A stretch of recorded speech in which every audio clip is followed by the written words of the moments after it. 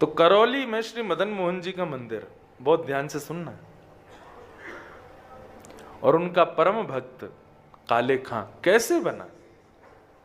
एक विजातीय, एक मुस्लिम समाज में रहने वाला व्यक्ति, जिसके बारे में कल मैं कह रहा था, जिसने कभी सत्संग नहीं किया।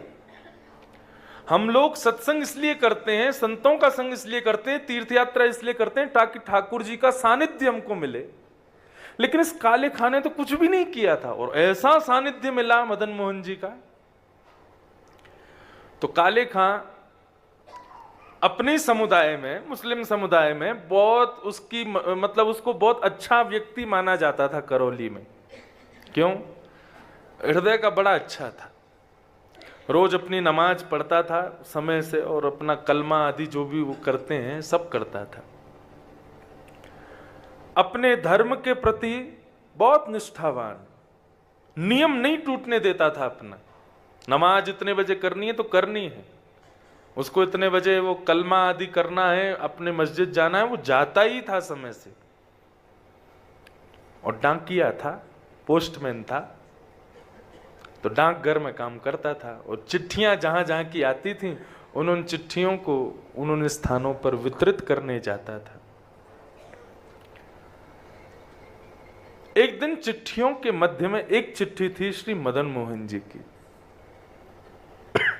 तो काले खां के पास जब चिट्ठी आई तो उसमें एक चिट्ठी थी मदन मोहन जी मंदिर की। गए, सब जगह वितरण करते हुए जैसी देखा सिड्डी चढ़ के ऊपर मदन मोहन जी का मंदिर, तो बोले कि मैं तो डाकिया हूं और ये मेरे नहीं तो हिंदुओं के खुदा हैं, मैं जाने में क्या दिक्कत है। ऊपर चढ़ करके गए और जाकर के जो द्वारपाल था उस द्वारपाल को ही चिट्ठी दे दी उन्होंने, और कहा ये मंदिर की चिट्ठी आई है मदन मोहन जी की, तो जो भी मदन मोहन जी हो उनको दे देना। उसको क्या पता थी मदन मोहन जी साक्षात ठाकुर जी हैं। बोले मदन मोहन जी की चिट्ठी आई है, उनको दे देना। उसने कहा ठीक है। अब वो बाकी की चिट्ठियां अपनी रख रहे थे, इतने में ही द्वारपाल ने दरवाजा खोल के भीतर प्रवेश किया, और यहां चिट्ठी रखते हुए उन्होंने केवल दृष्टि उठा करके उस हल्की सी खुली हुई किवाड़ से भीतर ठाकुर जी के उस त्रिभंग ललित स्वरूप को देख लिया। और जैसे ही वो स्वरूप देखा, एक क्षण के लिए वो स्वरूप दिखा, और इतने में ही दरवाजा बंद कर दिया अंदर से द्वारपाल ने। अब तो ऐसी स्थिति मनस्थिति काले खां की हो गई, उस सीढ़ियों से ऊपर से नीचे उतरने में 5 बार लड़खड़ा गए, और बार बार पीछे मुड़कर के देखें ये कौन था भीतर। ये ऐसे वंशी हाथ में लिए, त्रिभंग अपने दोनों पैरों को मोड़े हुए, मुकुट टेढ़ा सा धरे हुए, ये स्वरूप किसका है, ये कौन है। अब तो काले खां की ऐसी स्थिति हो गई कि वो नमाज पढ़ने जावे तो उसको ठाकुर जी दिखे, वो मस्जिद में अपने खुदा को वंदन करने जावे तो वहां उसको ठाकुर जी दिखाई दे, अपने घर लौट करके आवे और खिड़की पर बैठे बैठे मदन मोहन जी के मंदिर को ही देखते रहते हैं। वो बोले वो कौन है जो भीतर बैठा है। अब तो ऐसी स्थिति हो गई काले खां की कि अब रहा नहीं जा रहा बिना देखे। 1 दिन 2 दिन 3 दिन निकल गए, लेकिन 3 दिन में जब ऐसी स्थिति हो गई कि जैसे बिना श्वास के मानव हो जाता है, बिना जल के हमारा गला हो जाता है, ऐसी उनकी स्थिति हो गई काले खां की।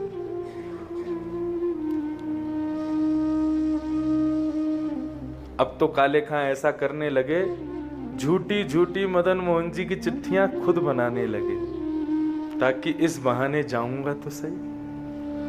और लेकर के जाते और कपते हुए हाथों से उस द्वारपाल को देते, बोले ये मदन मोहन जी की चिट्ठी आई है, उनको दे देना। अच्छा सुनो, वो उस दिन जब तुम भीतर जा रहे थे, तुमने थोड़ी सी किवाड़ खोली थी, तो भीतर एक वो टेढ़ी सी टांग करके और ऐसे बंशी हाथ में लिए, वो टेढ़ा सा सिर करके एक मुझे कुछ दिखा था, वो कौन है।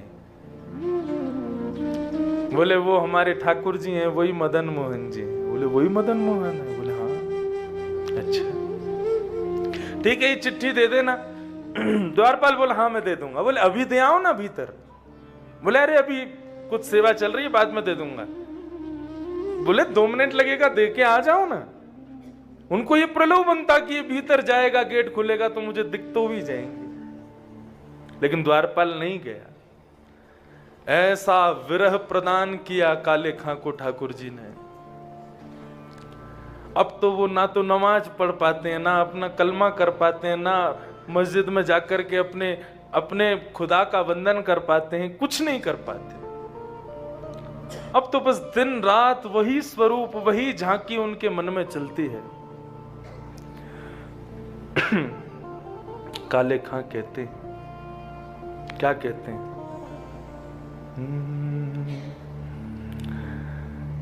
लगन जो लागी नाथ,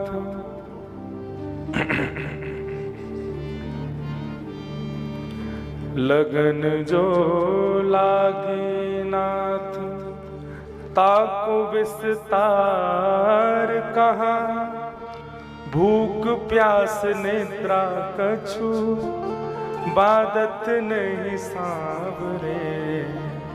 लगन जो लागी नाथ, ताको विस्तार कहाँ, भूख प्यास नेत्रा कछु, बादत ने सांवरे।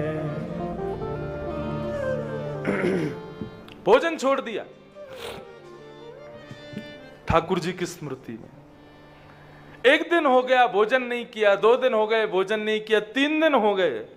अब तो ना अपने दफ्तर जाते हैं, ना कलमा कुरान करने जाते हैं, केवल अपने घर की खिड़की पर बैठे बैठे श्री मदन मोहन जी के जो सुंदर मंदिर का ऊपर बुर्ज है, केवल उसी का दर्शन करते रहते हैं। मदन मोहन मूर्ति को बेग दर्शावो आप, एक एक क्षण कोटि कल्प समझावरे। हे मदन मोहन जी मुझे दर्शन दो। क्यों? क्योंकि आपके बगैर एक एक क्षण भी मुझे कल्प के समान लग रहा है। मुझे ऐसा लग रहा है कि ना जाने कितना युग बीत रहा है आपके दर्शन के बगैर। ऐसी स्थिति।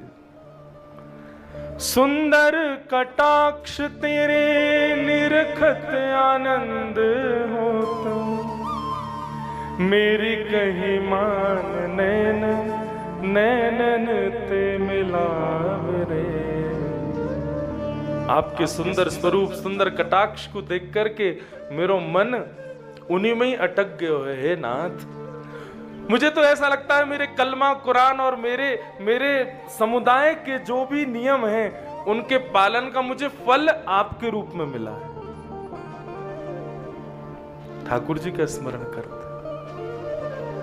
रात्रि में जब 3 दिन हो गए तब ठाकुर जी को शयन करा रहे थे गोस्वामी जी, और शयन के समय पर एक बंटा भोग ठाकुर जी के पास रखा जाता है। रात में अगर भूख लगे तो ठाकुर जी उसमें से कुछ पा लेंगे।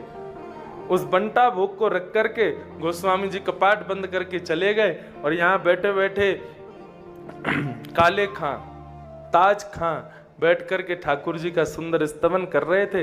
इतने में ही एक दिव्य प्रकाश उनके कक्ष में प्रकट हो गया।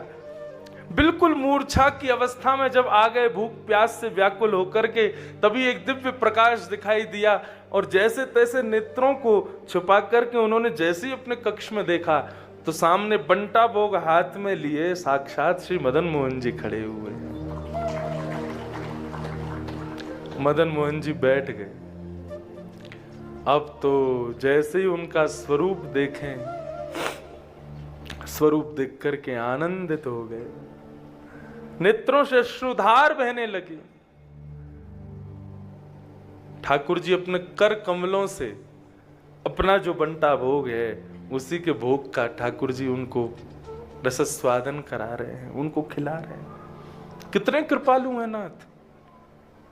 एक म्लेच्छ के ऊपर जिसने कभी जप नहीं किया, कोई नियम नहीं किया, कोई तप नहीं किया, कोई साधना नहीं की, किसी भी प्रकार से ठाकुर जी के योग की उसके भीतर एक गुण नहीं है, लेकिन ठाकुर जी उस पर कृपा करने के लिए पहुंच गए। अपने कर कमलों से ठाकुर जी ने उसको भोग खिलाया, और भोग खिलाते ही जैसे ही उसने एक निवाला भीतर लिया, इतने में ही ठाकुर जी वहां से अंतर ध्यान हो गए। अपना दर्शन करा के ठाकुर जी वहां से अंतर ध्यान। रात भर मूर्छावस्था में पड़े रहे। प्रातः काल का जब समय हुआ,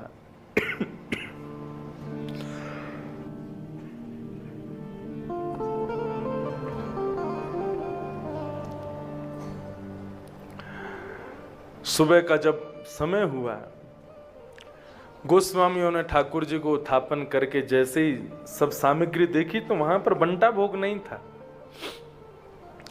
पूरे मंदिर में हल्ला मच गया, ठाकुर जी का भोग कहां गया? सोने के पात्र में, सोने के बंटा भोग में ठाकुर जी की प्रसादी रखी जाती है, कौन ले गया? अरे चोरी हो गई, चोरी हो गई। पूरे करौली में हल्ला मच गया।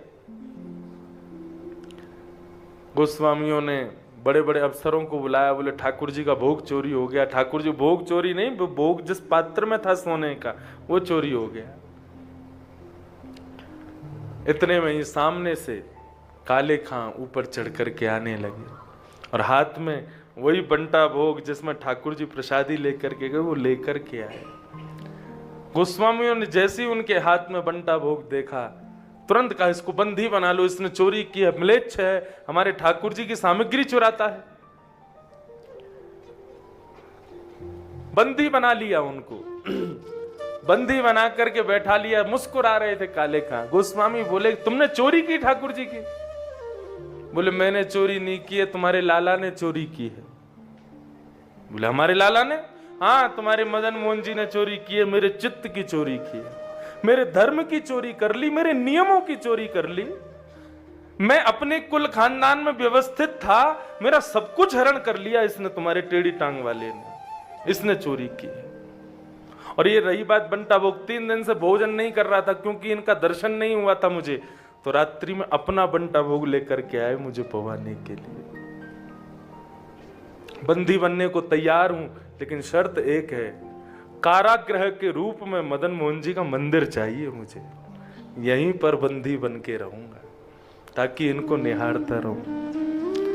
दरस को भिखारी काले ताकि प्रभु अरज सुनो, नंद के दुलारे यार चाकर हम राखिए।